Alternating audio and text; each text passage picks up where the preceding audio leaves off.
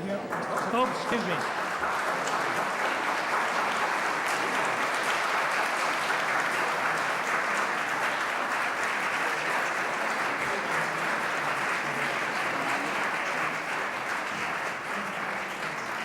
John, I'll give you the signal. Yeah.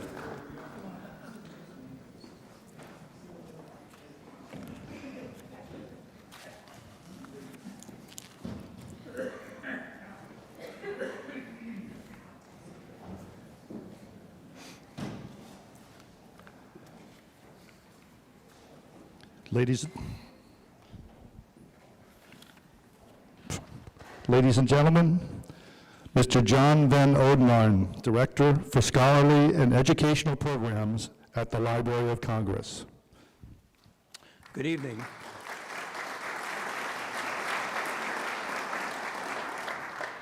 Secretary Mineta, Senator Simpson, members of Congress, Acting Librarian of Congress Mao, Ms. Compton, distinguished guests, good evening. And aloha to the students and faculty of the University of Hawaii who are watching via live stream on the university campus and at the Japanese Cultural Center of Hawaii, and also a special greeting to the Aloha Boy Scout Council. On behalf of the Library of Congress, it is my pleasure to welcome you to this evening as we continue a wonderful 5-year collaboration with the Daniel K. Inouye Institute to commemorate the life, legacy, and values of the late Senator Daniel Inouye. Before we commence the program, I ask you to take a moment and silence your mobile phones and electronic devices so they do not interfere with our speakers. I'll also make you aware that this event is being recorded for future placement on the library's website. I'll take a few minutes to introduce the program and the speakers, and then we'll turn it over to the substantive discussion. Daniel K. Inouye was a lion-esque figure in Washington and in his home state of Hawaii. Born September 7th, 1924 in Honolulu, Inouye graduated from high school not 6 months after the United States entered into war against Japan. Coming out of the University of Hawaii as a pre-med student, Inouye volunteered and was the youngest member of the famous 442nd Regiment of the U.S. Army, a unit of Japanese American soldiers who fought gallantly in the European theater of operations. On April 21st, 1945, Inouye was wounded in battle and lost his right arm. He returned home with the Distinguished Service Cross, Bronze Star Medal, 2 Purple Hearts, and 12 other medals and citations. From there, Inouye graduated college and law school and entered into public service. Elected into the Territorial House of Representatives when Hawaii became the nation's 50th state, Inouye became Hawaii's first representative to the U.S. House, followed by his election to the U.S. Senate as America's first Japanese-American senator. In his near half a century in Washington, Inouye served as a member of the Senate Watergate Committee, chairman of the Senate Iran-Contra Committee, and longtime member of the Senate Appropriations Committee, which he chaired from 2009 to 2012. Inouye passed away on December 17, 2012. He was awarded the Congressional Medal of Honor for his military service and was posthumously awarded the Presidential Medal of Freedom, becoming the first senator to receive both the Medal of Freedom and the Medal of Honor. Tonight, the John W. Kluge Center at the Library of Congress and the Daniel K. Inouye Institute present the second in a 5-year Distinguished Lecture Series to commemorate Daniel Inouye's commitment to bipartisanship, moral courage, public service, and civic engagement. Our first lecture last year featured Madeleine Albright and Colin Powell and addressed bipartisanship and the U.S. engagement with the world around us, exploring how leaders have cast aside political differences at home in order to act in the best interest of the nation abroad and how they might do so in the future. This evening, our speakers will consider the delicate balance between protecting civil liberties and safeguarding national security. They will consider historical precedents from World War II and explore some of the issues created in the wake of the events of 9/11 by the passage of the Patriot Act. The event is made possible by a generous donation from the Daniel K. Inouye Institute, and we are privileged this evening to have the Senator's widow and the driving force behind his legacy, Mrs. Irene Inouye, in attendance. I ask you to please join me in recognizing her.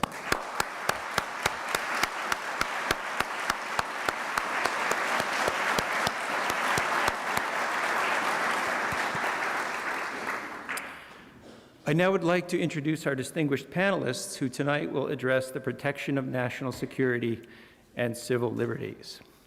Throughout his career, the Honorable Norman Y. Mineta served as U.S. Secretary of Transportation, U.S. Secretary of Commerce, and as a member of Congress.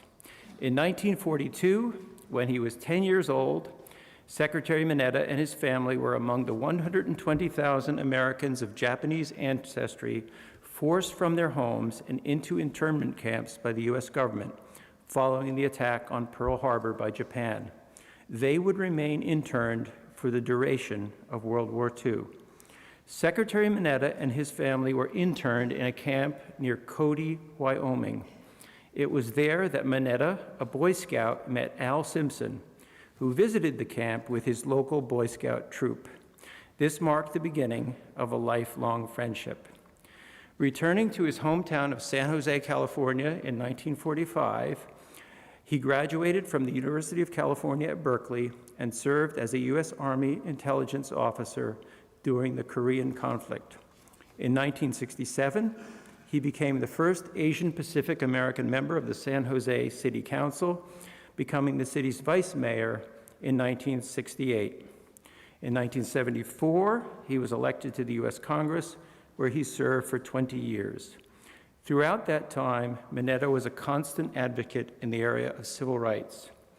He founded and served as the first chairman of the Congressional Asian Pacific American Caucus.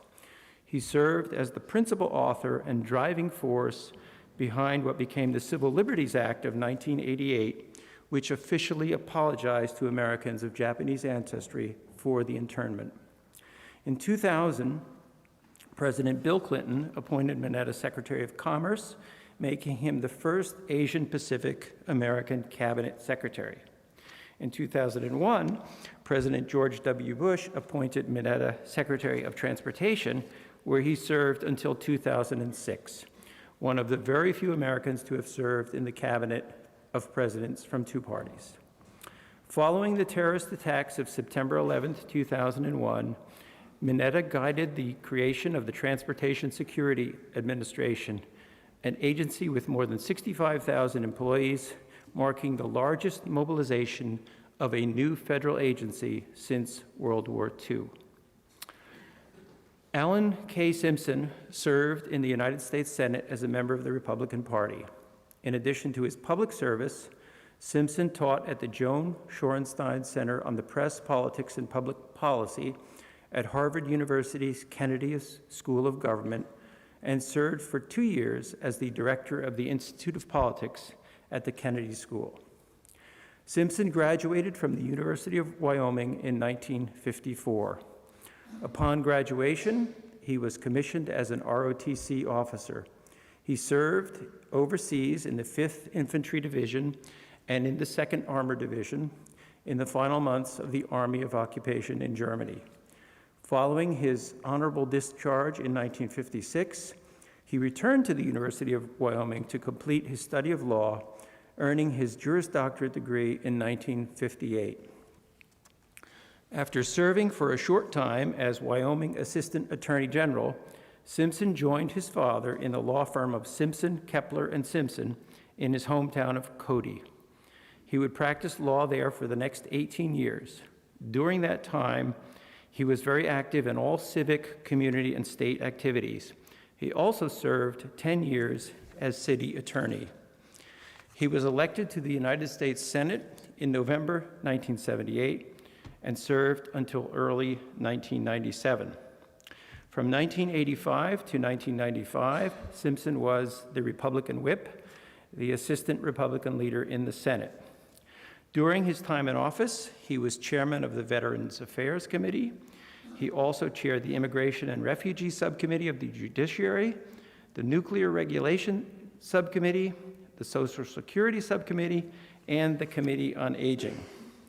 In early 2010, he was named to co-chair the National Commission on Fiscal Responsibility and Reform, focused on tackling the United States deficit. He was a member of the Iraq Study Group and the Commission on Presidential Debates. The conversation will be moderated by Ann Compton, former ABC News White House correspondent. Ann Compton joined ABC News in 1973. On September 11, 2001, Compton was the only broadcast reporter allowed to remain aboard Air Force One during the dramatic hours when President Bush was unable to return to Washington. Reporting for all ABC News broadcasts, Compton has traveled around the globe and through all 50 states with presidents, vice presidents, and first ladies. So we're just about ready to begin. A few more administrative notes regarding questions. We will allot a few minutes for questions at the end of the conversation. Index cards and pencils will be distributed. Please write your question and hand it to one of the ushers who will bring it forward. We'll ask as many as we are able to do in the time that's available to us.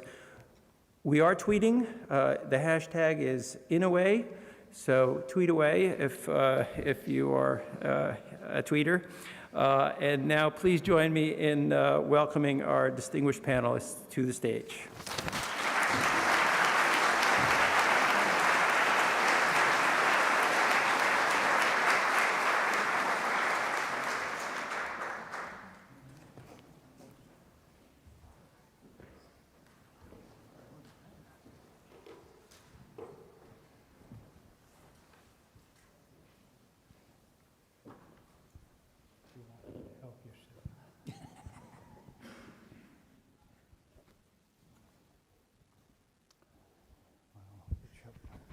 Well, thank you all for coming. A very distinguished audience here with us in the auditorium. And aloha to the students in Hawaii who will be able to not only watch this, but ask questions as well. And you are our favorite audience here tonight. And I would like to welcome both panel members. As a reporter over an arc of 40 years here in Washington, I have covered both men. I know that they are not only some of the best known names in Washington and the most respected voices, but I know they are also two of the best liked people in this town, and that's no small achievement. I want to start. I want to start with, I've known Alan Simpson since 1978 when he was elected. And I never knew the story about how the two of you met. And Secretary Mineta, let's start with you. Tell us about moving that into that internment camp, and tell us about the cane that you carry now. Well, seminal, because I'm going to personalize this, but probably the most seminal moment in my life was December 7th, 1941. We had just returned home from church, and we had the radio on, and pretty soon people were calling about what's going on in Hawaii and how is that going to impact on us on the mainland. And so in February 19th of 1942, President Roosevelt signed Executive Order 9066, and that order delegated to the Secretary of the War and to the Commanding General of the Western Civil Defense Command the ability to evacuate persons. Didn't say German, Japanese, Italian, said just the ability to evacuate and intern persons. The Commanding General of the Western Civil Defense Command was a General DeWitt. And General DeWitt postured that if the Japanese were able to attack Hawaii, they would probably be able to attack the West Coast. And then if they attacked the West Coast, because there were 120,000 people of Japanese ancestry in Washington, Oregon, and California, he had coined the phrase, once a JAP, always a JAP. And he figured if the military forces came, the 120,000 people would join up with the military forces. So he used Executive Order 9066 to commandeer racetracks and county fairgrounds because they had built-in living quarters, namely horse stables. And so soon after February 19th, the big placards went up in those neighborhoods where there were many people of Japanese ancestry.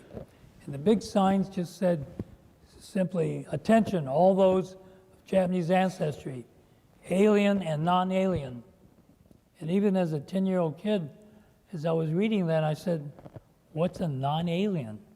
And I asked my brother, who was 9 years older than me, and he says, that's you, a citizen. I said, why isn't the government calling me a citizen instead of a non-alien? Now, I'm not sure how many of you have ever stood up and pounded your chest and said, I'm a proud non-alien of the United States of America. I don't think you have. And that's why to this day, I cherish the word citizen, because my own government wasn't willing to use that moniker on us. So by May of 1942, we were being assembled to move on to the internment sites, and we could only take what we could carry. And so we were first put into, imprisoned at Santa Anita, the racetrack, which is 400 miles from San Jose. So for us, it was a big, long overnight train ride to Los Angeles, to Santa Anita, the racetrack. And I was 10 years old and had my Cub Scout uniform on, baseball glove, baseball bat. And as I got on the train, the MPs confiscated my bat on the basis it could be used as a lethal weapon. So I went running to my father, crying that the MPs had taken the bat. He said, that's all right, we'll get it replaced. But there were no stores in the camp, so it never was replaced. So I did lose my bat at the time. And 1991, I wrote the Intermodal Surface Transportation Efficiency Act, and that was considered landmark legislation. It was the first rewrite of the National Defense Highway Act, and the American Society of Civil Engineers gave me the honor of being a fellow of the American Society of Civil Engineers. A fellow wrote to me from Los Angeles saying, congratulations on becoming fellow. And I was very touched by the fact that you lost your bat when you were 10 years old, and I want to share with you a bat from my collection. And when I opened the box, it was a bat signed by Hank Aaron, U.S. Home Run King, and Sadaharu, the Home Run King of Japan. And so I thought, wow. And so... But that's not the end of the story. So I wrote the fellow a letter profusely thanking him for this wonderful gift. And a reporter from the San Jose Mercury News heard about my getting the bat. So he wrote a story about the bat. Being an enterprising reporter, went to a sports memorabilia shop, found out the bat was worth $1,500. Well, the gift limitation for those of us in Congress was $250. So I had to pack up the bat, send it back to him, and explaining to him why I couldn't accept the bat. And I sent a copy of that letter to the reporter, and I penned on there, the damn government's taking my bat again. Mr. Secretary, I'm going to bring Alan Simpson into this now, because what was it like for you as a kid growing up in Cody, Wyoming, to go out and visit families during wartime who were basically American citizens prisoner in their own country. Well, it was a very confounding time because the war, December 7th, a beautiful Sunday, suddenly they said the Japs have attacked Pearl Harbor. There was no political correctness in those days. One of the cartoons in the interpretive center, a very racist cartoon of the First Order, is by Dr. Seuss. Most amazing thing to look at, the guy that went on to charm the millions. It was a time of hysteria, but what it was really time, there was nothing between Powell and Cody but sagebrush. And suddenly in the May of 42, don't forget, a Japanese submarine shelled the coast of California in March of 42. And they said, how could this possibly have happened unless they're spies? So they didn't gather up anybody in Cedar Rapids or Denver or New York. They just took them right off the coast, 120,000. And 14,000 people came to the sagebrush between Cody and Powell, about 15 miles from Cody, 10 from Powell. And it had barbed wire and the entire enclosure. It was barracks, as far as you could see, barracks. No toilets in any of the facilities, just a mess house where they ate and then their toilet in a tar paper shack, literally. And they got off the train, and at each corner were guard towers with soldiers and machine guns aimed inside. Now, when you're a kid and you're hearing on the radio every day that the Japs have killed people in Iwo Jima, and they were taking us to the woodshed until Midway Island came up, and we blew up a lot of their carriers. But it was a tough time. Signs on the door in Cody, Wyoming: no Japs allowed, or USOB, you killed my son, in Iwo Jima. And our scoutmaster, very advanced fellow, said, look, they've got scout troops out there. I think there were 3 troops, and one was from San Jose, and he said, if any of your parents don't want you to go, you tell me. And only one parent said no, and my parents said, these are kids, they're just like you. And we went out there and just did merit badges and braiding. I didn't have any hair to braid, but we braided other things. and met this cat. And then it never ended. He said that I tried to drown out a bully in his camp and that I made this hideous laughter. I know that's not true. But nevertheless, it was a great lesson in working through the confusion of a terrible situation and seeing boys just same merit badges, same little books, same stuff. Terrible.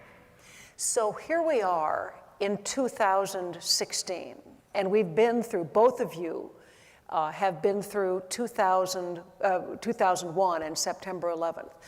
Are there lessons from the internment process at a time of war, after a time of real attack by a known country, a known adversary, to a time now where this shadowy terrorism and the rise of ISIS, what lessons do you take from this? And in the rear view mirror, does the internment seem terribly, terribly wrong or understandable at the time? Senator? Well, there's a difference. The difference is after we rounded up 120,000 Japanese Americans, very few of them were permanent resident aliens. Some were. The Nisei and the Issei. There wasn't one single case of espionage by any Japanese American in any one of those camps. It's different this time because you're dealing with, apparently and vividly, and don't throw anything, of people who like to behead people and give women contraceptives because you're not supposed to ever rape a woman who could be pregnant. These are not pleasant people. And at some point, you have to make a distinction without getting into hysteria and racism, that it's a very different thing now, and that's not very politically correct. And you're going to have to deal with real refugees, and a real refugee is a person fleeing persecution based on race, religion, national origin, or membership in a political or social organization. The dogs are tracking you, and the gunners are aiming at you. That's a refugee. And if that definition isn't met case by case, which was something that Kennedy and I did, and George Shultz, you got real problems. Mr. Secretary, looking back, what should those students who are listening to us right now from Hawaii know about how you look at the internment and how you look at the security threat now? Well, I was the Secretary of Transportation on 9/11, and I was having a breakfast meeting with the Deputy Prime Minister of Belgium, who is also the Minister of Transport for Belgium. And I had with me Jane Garvey, who is the head of the Federal Aviation Administration. The three of us were having breakfast in my conference room. My chief of staff came in, said, "May I see you?" So I excused myself, went into my office, and as I went into my office, at the other end is a TV council on the floor, and as I come walking in, obviously it's the World Trade Center and black smoke pouring out. I said, "What's all this?" He said, "Well, we don't know. We've heard general aviation into the building. We've heard the possibility of a commercial airliner into the building. We've heard possibility of an internal explosion in the building." So I looked at the TV for a little while and went back into the conference room and explained to Jane and to Mrs. Dalton what I had just seen. And so a little later he came back in and said, "May I see you?" So I excused myself, went into my office, and he said it was a commercial airliner that went into the building. And I was standing in front of the TV set. Then all of a sudden I see something gray go across the screen, disappear on the left-hand side of the screen, this yellow, orangey, billowy cloud. And I said, "Holy cow, what was all that about?" Or words to that effect. And so I really watched TV for a little while.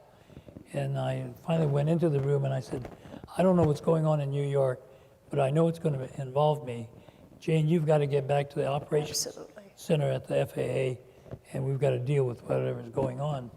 So I excused myself and went back into my office. By the time I got in there, the White House called, said, "Get over here right away." So I went over to the White House. As we're driving in, people are running out of the White House, they're running out of the old executive office building. And I said to my driver and security guy, "Is there something wrong with this picture? We're driving in and everybody else running out." So I went into the White House, and Dick Clark said, "You've got to be," or the guard said, "You have to be He was the counterterrorism advisor at the have to be time. briefed in the Situation Room by Dick Clark." So I went in there, and he didn't really tell me much more than what I had already heard on television. Then he said, "You've got to be in the PEOC." And I said, "The PEOC, what is that?" He said, "That's the Presidential Emergency Operations Center. It's a bunker way under the White House." I said, "I have no idea where it is." Secret Service agent standing there said, "I'll take you." So I went over there and got there probably about, I think it was about 9:20 or so. The Vice President was in there. And so a military aide came in, said to the Vice President, "There's a plane heading towards DC." So in the PEOC, there's a big long table, probably 30 feet long, 12, 15 feet wide, chairs all the way around, phones between each of the chairs. This phone I set up to my office, this one to FAA, sat there at that desk talking to both phones. And so when he said that there was a plane coming towards DC, said to the FAA people, what are you tracking of a plane coming towards DC? And in the credenza behind my desk, I had a monitor with an outline of the 48 states with a whole bunch of dots. If I put my mouse on one of those dots, then a flag would come up and say UA 123, United Airlines Flight 123, PDX, and then a number of navigational points, ORD. So the men left Portland, it's flying through these points, going to Chicago O'Hare. Then it would say B752, Boeing 757 Series 200. It would show the compass direction, the amount of fuel left on the plane, and a number of other things. But all that transponder had been turned off on that plane, and all they were doing was following the blip on the 37-second sweep of the radar. So I said, Monty, where is the plane? And it's hard to relate to a radar picture and then try to relate it to the ground. So he said, well, probably in the middle of Pennsylvania. So every so often I'd say, where is it now? And so he'd try to guess. He said, probably north of Baltimore now. And where is it now? Oh, probably near Roslyn. Where is it now? Probably between Roslyn and the National Airport. Where is it now? Oops. Oops what? We just lost the bogey, just lost the target. Where'd you lose it? Somewhere between Pentagon City and the National Airport. And then someone broke into the phone and said, Secretary, we just got a phone call for an Arlington County police officer who saw an American Airlines go into the Pentagon. So I said, Monty, I said, that's the third commercial airliner used as a missile today. And we don't know what the heck is going on. The military has something called a stand down. We've got to do our own stand down. And I want to bring all the planes down right now. And Monty said, we will bring all the planes down per pilot discretion. And I said, screw pilot discretion. Because I didn't want a pilot over, let's say, Albuquerque or Phoenix, deciding he'd just fly into Los Angeles.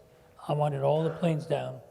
And at that point, we had 5,138 planes over the skies. And in 2 hours and 20 minutes, we were able to get them down all safely and without incident. But that morning, that Tuesday morning, I pulled 3 people out of ACS, Aviation Civil Security, and said, start putting together the security regimen that we can allow the airlines to go back up. And so they started working on, pulled them out of FAA and brought them over to my office. And they started working on that. And it took until Friday for us to get the new regimen out. Let me ask you to look at it now with the eyes that we have now, where terrorism has now struck softer targets. And do you think that the reactions were the right one on September 11th? And what do students and the rest of us now know better as we look back on September 11th? Is there a way to better protect Americans, the broader issue of national security? Well, I think the fact that the TSA, we established TSA in November of 2001, and since then there has not been a terror incident of any major magnitude in our transportation system. The thing that had been before the case was that we allowed the airlines to do their own security. And they would put it out to low bid, and whoever got the low bid did the security. Well, that proved not to be the case. So ACS started putting together the regimen, and what they started out with at the very top was no racial or ethnic profiling. And that was the first one that was in there on the list of things that they wrote about. Now on Thursday, September 13th, we had a cabinet meeting of the House and Senate Republican and Democratic leaders. And towards the end of that meeting, Congressman David Bonnier of Michigan said, Mr. President, we have a large population of Arab Americans in Michigan.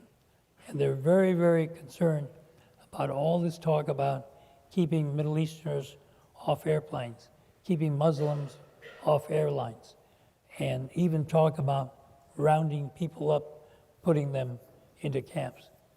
And President Bush said, David, you're absolutely correct. We are equally concerned about the rhetoric going on. And we don't want to have happen today what happened to Norm in 1942. And you could have hit me with a feather and knocked me off my chair. We have so much territory to cover. I want to move ahead. Alan Simpson, when you look back at that time, and of course then in 47 days after the September 11th attacks, the United States Congress passed the Patriot Act. And you were the Judiciary Committee during your time in the Senate. Do you think the Patriot Act was the right next move? It's been revised, obviously, since then. But was that reaction an understandable one in terms of national security? Well, it was responding to hysteria and fear and racism. And, you know, I always love it. I don't love it. I'm puzzled when people talk about what happened in World War II, that Earl Warren was right at the forefront of evacuating these people, and he spent his life on the Supreme Court trying to expiate his guilt. Franklin Roosevelt, one of the great civil libertarians of all time, with a great tragedy, the Supreme Court of the United States, in a 6-3 decision, together with the majority of William O. Douglas, said this was perfectly okay, a military necessity. So people say, oh, how horrible. Well, so what? I mean, it happened. And you can't unwind history. There was a dissent by a guy named Murphy. He was a hack. He was a Democrat hack. I hate to say that. But he was. But he should go down in history with the Constitution and the Gettysburg Address. He wrote the dissent, which in Wyoming terms was essentially military necessity my ass. This was a total violation of the Constitution of the United States of America based on race and hysteria. We are all foreigners in this country. It was and it's big, it isn't that big, it's on the wall of the interpretive center that dear Norm raised all the bucks. I took some of the credit. Oh, no, you... But these things, I mean, it was done. And now, you know, they're talking about the privacy. I mean, I have another twisted view of life. I have no privacy. Never did. I wish they hadn't found out about some of the stuff, but, you know, shooting mailboxes and being on federal probation and hitting a cop, those are not good things. But nevertheless, my view is very simple. What do you got to hide? And this thing between Apple and the U.S. is going to get a lot bigger. It's going to be like bear meat. The more you chew it, the bigger it gets. And at some point, you're going to find guys who are encrypted not for doing good things in the world. They're encrypting so they can do bad things and then invent their own coinage, for God's sake, and play Bitcoin. I mean, the fun and games in my lifetime in this area going to be full zone bullet jacket stuff. So where are we now in terms of the Patriot Act and then the USA Freedom Act, which came on after Edward Snowden, an analyst who had left Hawaii with all the briefcases full of secrets and put them out there to make sure that they were published. What does the United States do now? What should Americans know about their privacy right now and the balance with national security? Alan? I don't know. As I say, it's going to be, it's a puzzler. They're waiting for Snowden. They want to extradite him. He'd love to come home. Well, he ain't going to get home. And then pretty soon somebody will say, as we say, button your shirt, your heart fall out, we should have him back and all that. Well, we will bring him back, but we'll do something in the court system when he comes back. I don't know. The whole thing is shot through with political correctness, which when I taught at Harvard, I told my class, if anyone's enamored by political correctness, you want to get out of here. Because we're going to talk about everything. The Irish Troubles, Armenian genocide, abortion, homosexuality, all of this will be talked about without a muzzle. Because I think people who say, well, I've never had a bad thought about anything. I'm just the sweetest person on earth. And never had any bias or prejudice, certainly. That's just BS. So that's going to be one, and that's why this guy Trump is hitting all the chords on the Phantom of the Opera. Trump, organ. who is this? He's not my guy. Mr. Secretary? Well, I was on the Intelligence Committee when we wrote the FISA, the Foreign Intelligence Surveillance Act. In there was a requirement that the NSA had to get a search warrant to tap the lines of a U.S. citizen, go to a 3-judge tribunal to get a search warrant. Now that was eliminated in the Patriot Act. And so the protection there about what can the government have access to wasn't there. And that bothered me. And I remember the administration had asked me to help get the Patriot Act through. I said, no, I couldn't help them because they had eliminated the 3-judge panel when they rewrote the FISA Act. And so I think there has to be the kind of protection to citizens, even with national security as extreme as it can be. And otherwise, the thing I couldn't understand was on September 11 was sort of reliving the evacuation of 42. Because here you had the media, people saying round them up, keep them off planes, and so, even the president said, we don't want to have happen today what happened to Norm in 42. And then he met with a large group of Arab Americans and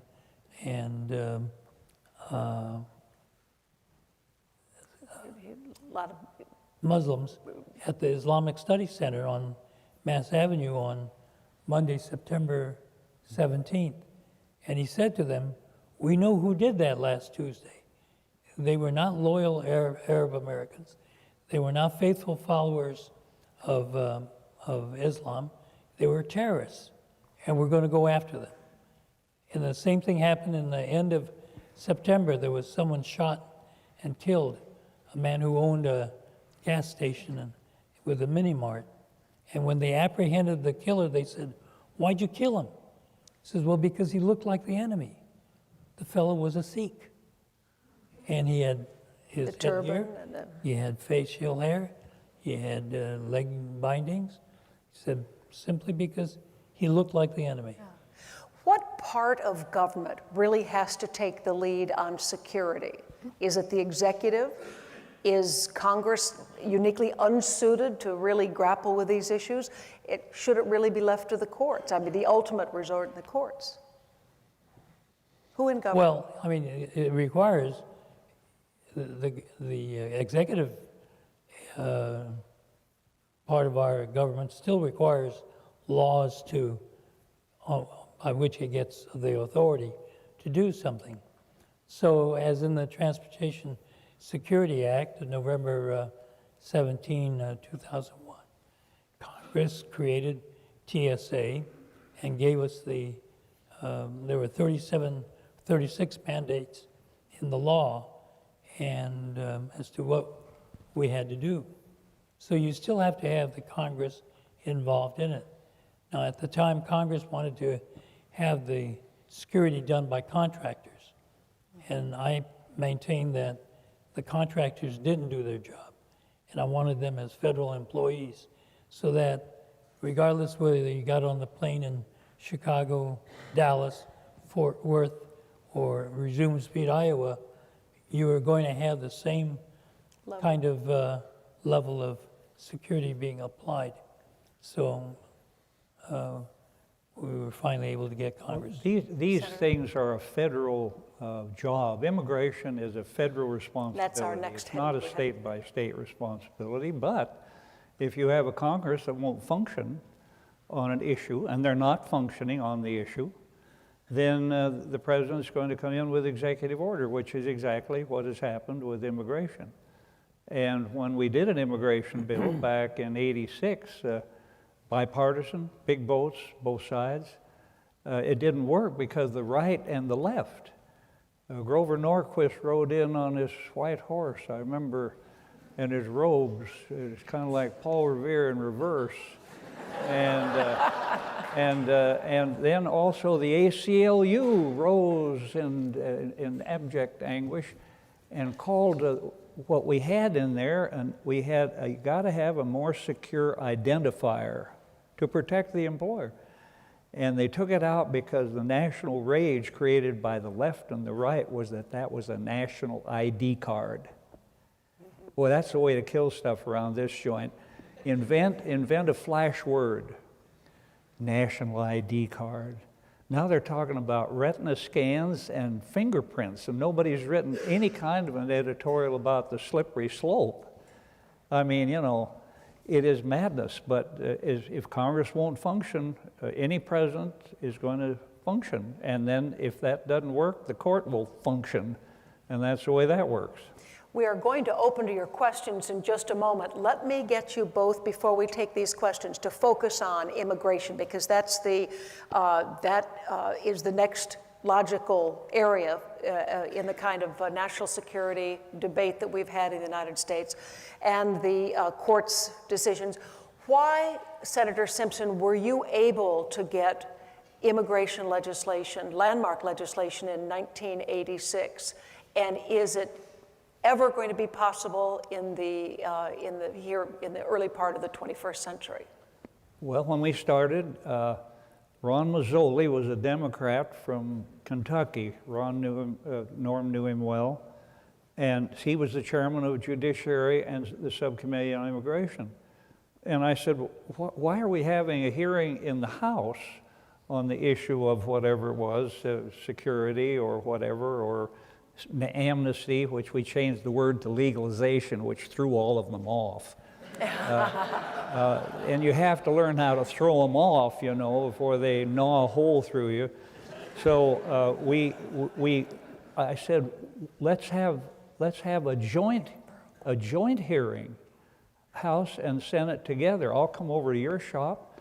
We had to go to the Speaker to get that done because he controls the shop. And Tip O'Neill looked at us both and said, what the hell's wrong with that? And we did. We had, I think, 20 joint hearings, covered a lot of ground. Kennedy was my ranking member.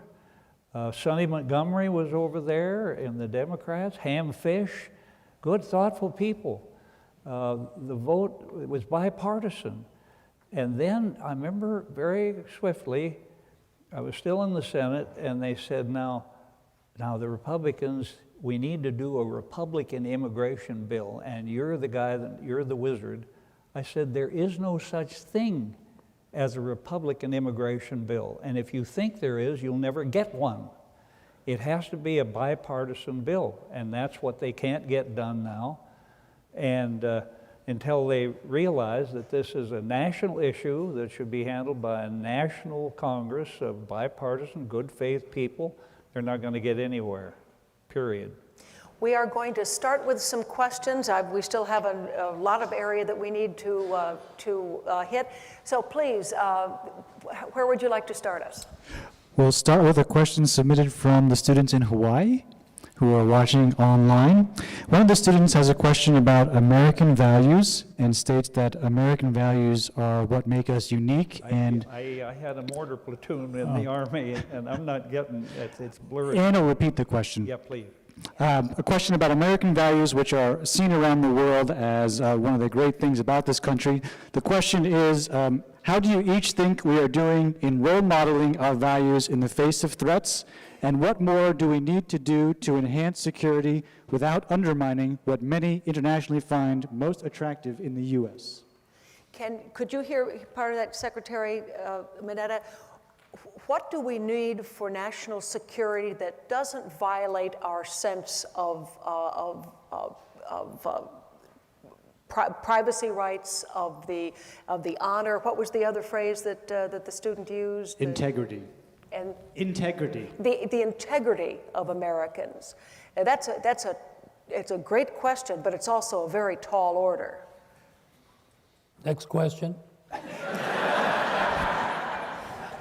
Well, I think first we start with common sense, but I think what also is really is baked into there is the increased need for the use of technology in terms of being able to do things today from a security perspective.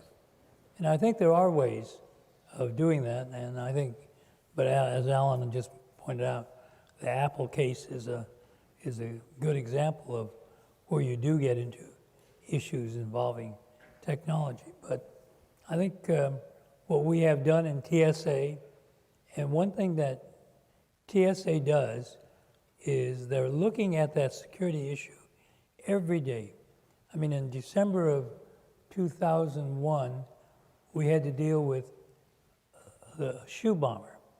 And then we had to deal with, usually explosives are solids, but by 2003 we were dealing with liquids. So now we were dealing with containers of less than 3.0 fluid ounces. So, but it's something that's just changing every day, and I think that's what is required. Senator. There's got to be something that you do that has to do with identification, without getting into the horror story, something that would be presented at the time of, it wouldn't be carried on your person, it wouldn't be whatever, all the horror stories, but it would be something that you presented at the time of employment, and it would be presented by bald white guys like me as well as others. The issue always comes up, well, you're just going to ask that of people who look foreign. Well, that's absurd. Nobody's for that. But you have to do something that has a universal. At one time, we talked about having the maiden name of a person's mother on the back of a card. Well, that'll cost trillions. Well, you know, we've all heard that one. And then to put something like a slide card, like you do in Macy's or somewhere, or something that has to be done by everybody.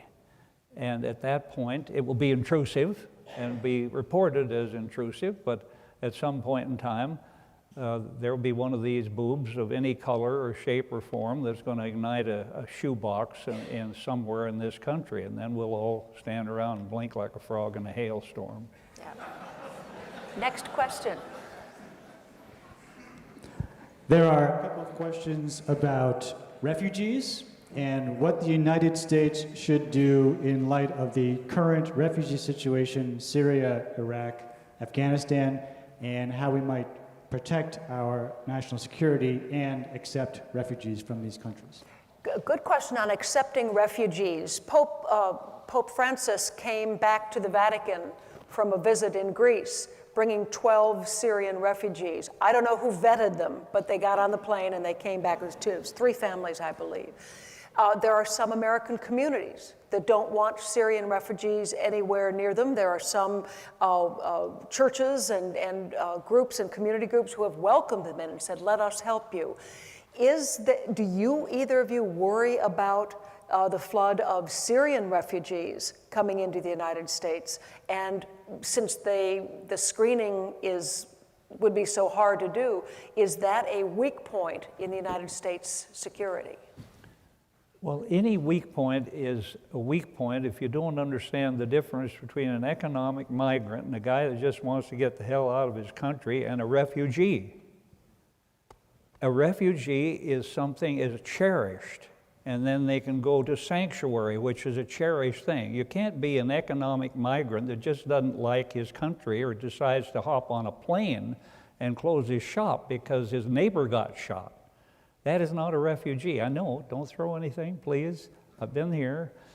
And so you have to do this case by case, and it's tedious, but it works. But the economic migrant is flooding the world, because when you're out of food and water and you have a lovely family, you're going to start walking. And you've lost your home in Syria because of... That's right. But a refugee, a real refugee, the minute their foot hits the next spot out, that's it. You don't get to pick where you want to go. I know that sounds nasty. I know it does. But once you're a refugee or seeking asylum, that's the same in a sense, well, you're there or you're not there.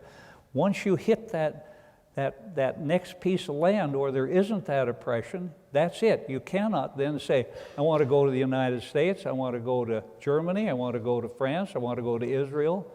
It's not the way it works. And boy, you start playing that and the violin music will overcome you. Do you want Well, to add in on that? The status of refugee, the investigation that's required of that is very, very intensive. And so it is very difficult, really, to be, I think, vetted as a refugee. And I think to the extent that they are vetted as refugees, I would say they're safe and clear to come in. Do you think that the current system for vetting refugees and those who are trying to come into the United States is adequate? Absolutely, because I think it requires the personal signature of the Secretary of Homeland Security and Secretary of State. Secretary of State, And yeah. George Shultz was very helpful to Kennedy and I on that. Yeah. Another question. There are a number of questions about privacy and surveillance, and one of the students from the University of Hawaii actually asked if the surveillance measures employed now by the NSA create a sort of virtual internment camp. That's interesting.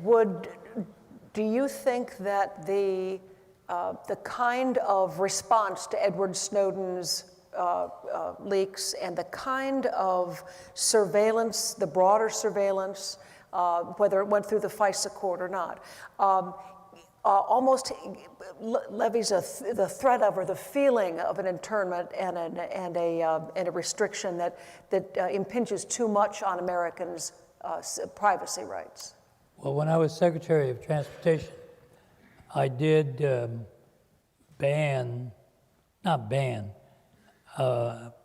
we were not processing any of the applications as it related to drones because I thought the invasion of civil or just privacy was tremendous. In fact, just a month ago, my wife and I and another couple were at a restaurant in San Francisco along the bay, and here comes a drone, and it just went back and forth in front of us. And, I was thinking, whose drone is that? What are they looking for? And I thought back to 2003 when I was saying, well, not to allow drones. And so... And now they almost seem, that genie seems out of the bottle, doesn't it? Oh, it is. It really is. Senator? Well, these things, these technical things now are quite dazzling for us old coots. Twitter, Tweety, Instagram, it's amazing.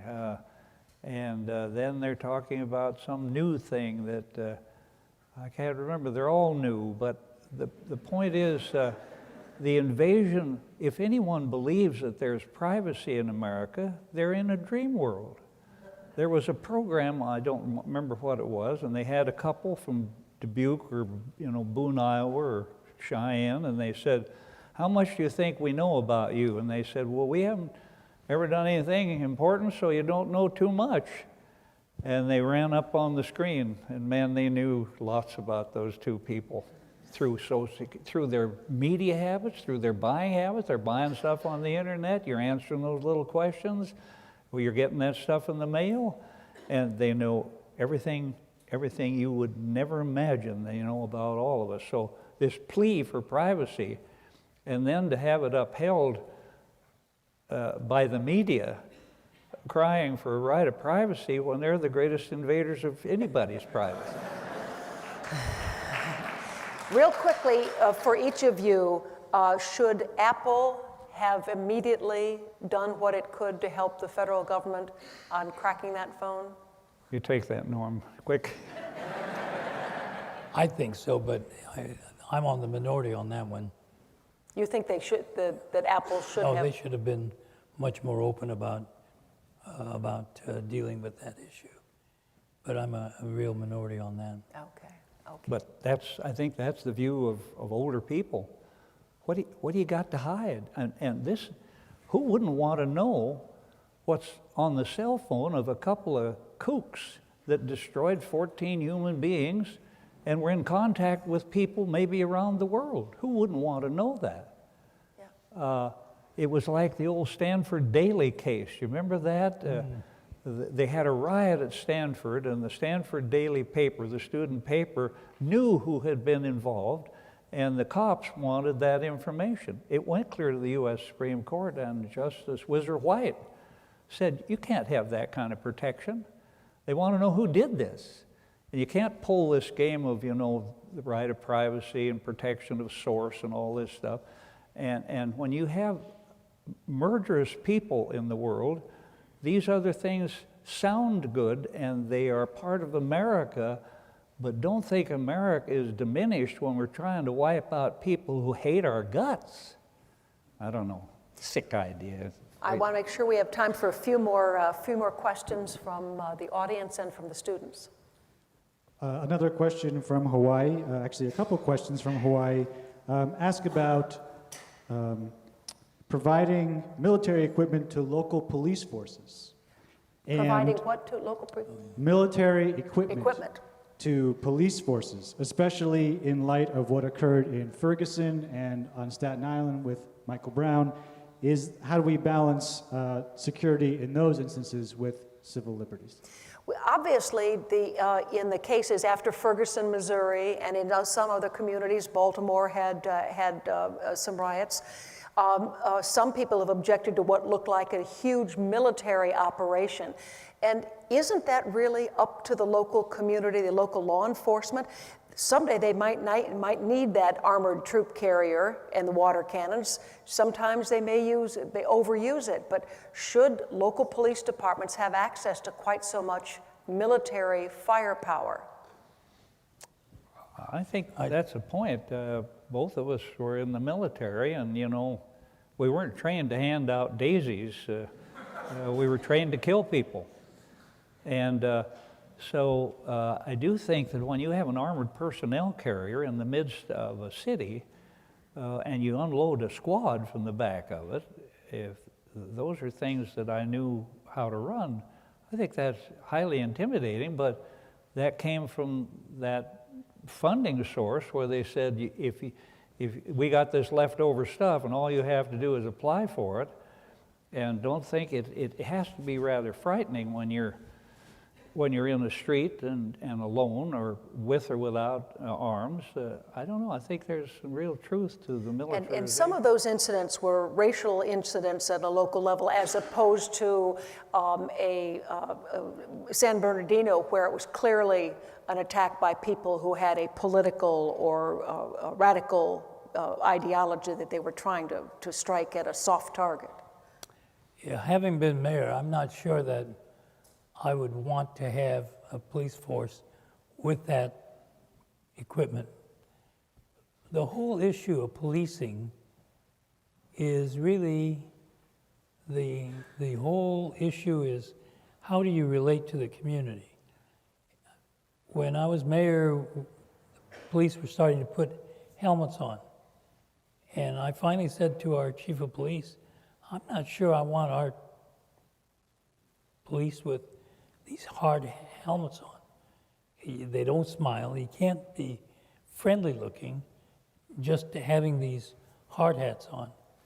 And so we were one of the first ones after I negotiated this with our police union. And so we took the caps or the hard hats off of our police.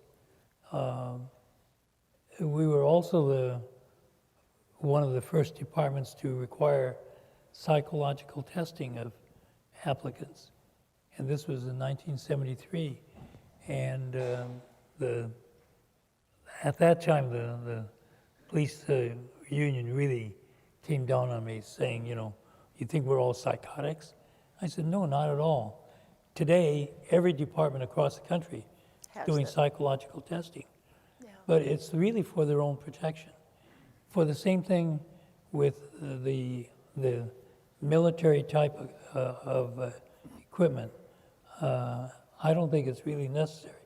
Even in Katrina, when General Honore came in with the military forces, and they were there with their weapons out, and he was running up and down the street telling people to get their weapons up, not to, point them at the mass of the people.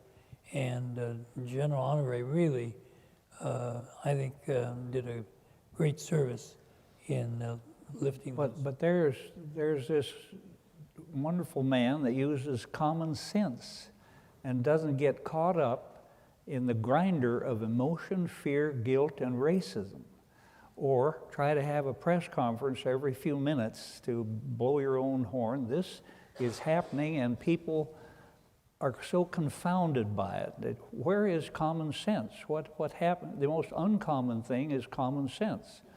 And when Norm was mayor, I happened to know that he would gather people together and talk and say, where are we? What are we doing? That's what he did in Congress. That's how he got the Does that reparation. work in 2016? Not when you've got everybody stereotyped. I can tell you that here we did this piece of work. Don't throw anything. It was called the National Commission on Deficit and Debt. We got 5 Democrats, 5 Republicans, 1 independent. That's 60%. And we had, and then say, well, who was on it? Well, Dick Durbin voted. Dick Durbin, that commie from Illinois? Is that what you? I said, well, Tom Coburn voted, that guy from that republic from Oklahoma, that's your country today. People don't dislike somebody, they hate them. And they got him pegged as a Democrat. They hate Obama, they hate McConnell, they hate Trump, they hate Cruz, they hate Hillary. It's not dislike, it's disgusting. And hatred corrodes the container it's carried in. So tell the students, especially who are watching from Hawaii, how do Americans bring the country back from that kind of atmosphere? Well, they could get off their butt and get in the game. Because if you really want to do something, pick a party and become a precinct committee man. That's the lowest form of amoeba. Or you could be a precinct, you could be a precinct committee man or woman. You could run for the school board. I brought Norm to Harvard. I couldn't have got into Harvard if I'd picked the locks, but I told him, get up here, because they're protesting the one whole thing down in Sandia. He came and he said, anybody can carry a placard. Anybody can stand in the street with a poster. Use your brain, get in the game.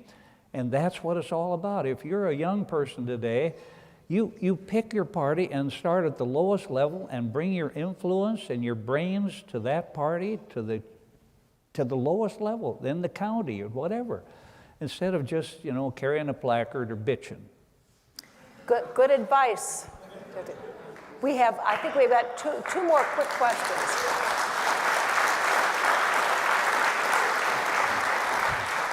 I want to throw one in real quickly, back on security. Should Guantanamo be shut down? Is it more, President Obama argues that it is inciting some terrorist attacks against the United States? And why shouldn't some of those detainees who are too dangerous to let them go back to wherever they came from go into a kind of a supermax American prison? Go ahead, Norm, before I get caught again.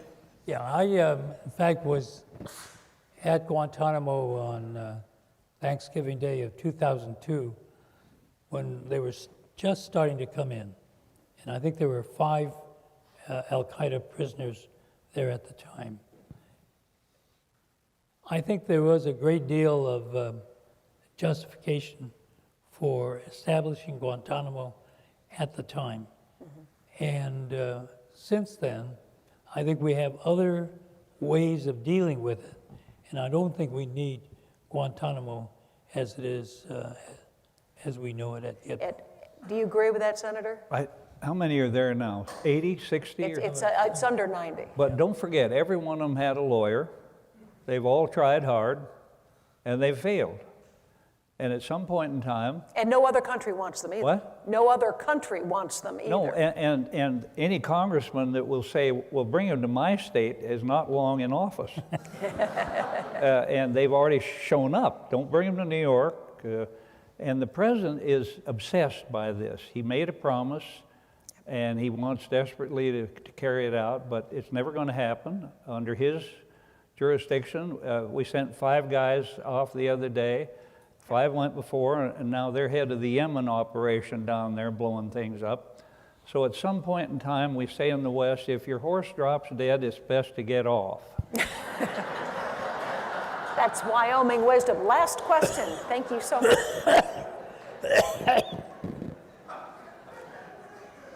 I think we stumped our questioner with that one. No, please go right ahead. For a final question, from Hawaii again, have your political views ever gotten in the way of your friendship? Have your political views ever gotten in the way of your friendship? Of our friendship? I love this guy. And when he called me to work on the reparations bill, it was very controversial. And What year was this? This was This would be... But my colleague was Malcolm Wallop. 79. There are people 79. who remember Malcolm. He was violently opposed to it. He said, who's next? We're going to do something with the blacks? How about the Native Americans? Who is next of the aggrieved? And I just finally said, look, I was there, and I was in that camp, and I know Norm and what they're doing, and some people refused the money. They said, it isn't about money. I'm still embarrassed that they threw me in this incarceration.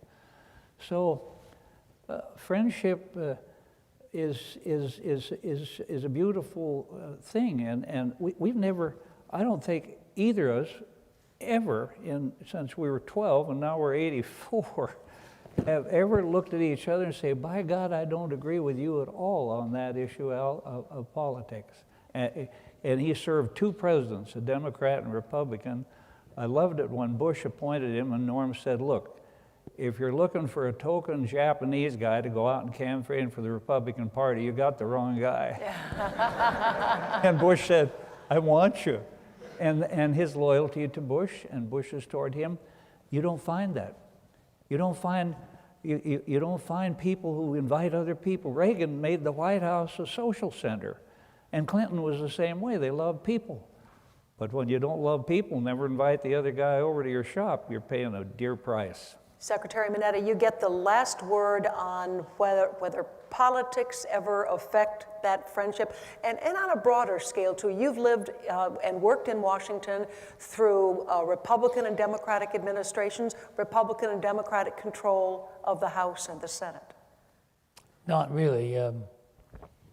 I suppose the closest I got to thinking that he had gotten off the wrong horse, was during the Justice Thomas hearing. Clarence Thomas hearings. He did have a comment on that. Yeah. Wasn't nasty, it was... But I voiced my opinion. And he told me to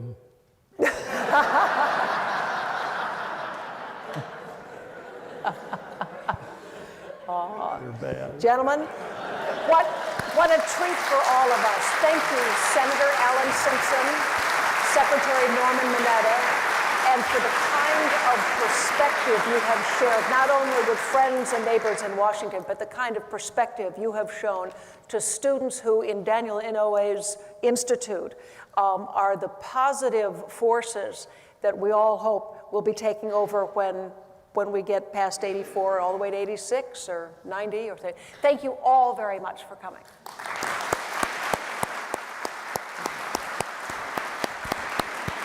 Okay. And thank you, Ann, for a wonderful job in moderating. The Kluge Center and the Inouye Institute will be putting forth 3 more programs in this series in the coming years, so please watch for the announcements. We invite you to stay in touch with us via social media or email to learn more about the activities of the Kluge Center and the Library of Congress in general, and of the Inouye Institute. A video of this event will be posted on our website and the Institute website in the weeks ahead. Thank you again for your attendance this evening, and once again, let's give a round of applause to our speakers.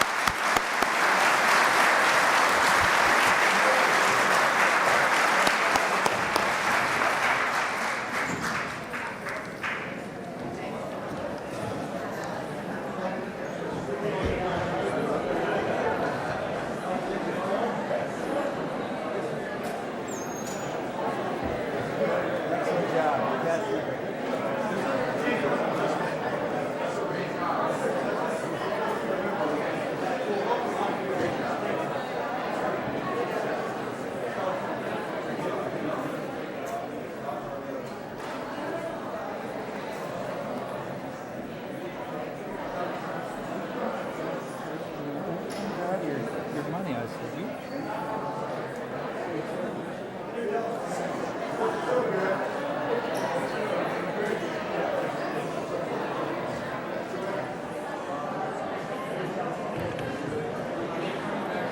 Yeah, we just gotta get the microphones off and